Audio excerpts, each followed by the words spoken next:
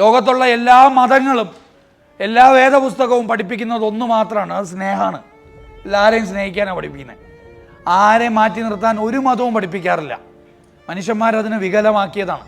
നമ്മളെല്ലാം ഒന്നാണ്, നമുക്കെല്ലാം ഒരു സൃഷ്ടാവേ ഉള്ളൂ, നമ്മളെല്ലാം ഒന്നാണ്. എൻ്റെ ഓപ്പോസിറ്റ് നിൽക്കുന്ന ആളും ഞാനും ഒന്നാണെന്ന് മനസ്സിലാവുമ്പോഴാണ് എനിക്ക് അയാൾക്ക് വേണ്ടെങ്കിലും ചെയ്യാനൊക്കെ തോന്നുന്നത്.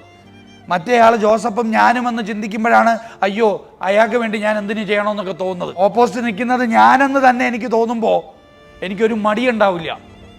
അപ്പോൾ ഏറ്റവും നല്ല മനുഷ്യനായി മാറാൻ പറ്റുന്നത് ആത്മീയമായിട്ട് നമ്മൾ ചിന്തിക്കുമ്പോഴാണ്. അതെങ്ങനെ ചെയ്യാൻ പറ്റുമെന്ന് ചോദിച്ചാൽ പള്ളിയിൽ പോയി, അമ്പലത്തിൽ പോയി, ചർച്ചിൽ പോയി അതിനകത്ത് ഇരിക്കണം, പ്രാർത്ഥിക്കണം. അത് കഴിഞ്ഞിട്ട് പുറത്തിറങ്ങുമ്പോഴേ ആ പ്രാർത്ഥിച്ചത് ആ പുറത്തിറങ്ങുന്ന സമയത്ത് പ്രാക്ടീസ് ചെയ്യണം. നമ്മൾ എന്തൊക്കെയാ പ്രാർത്ഥിക്കുക? എനിക്ക് നല്ലത് വരുത്തണേ, എനിക്ക് നല്ല ആരോഗ്യം കിട്ടണേ, അല്ലേ? ഇതൊക്കെ പ്രാർത്ഥിക്കാറില്ലേ?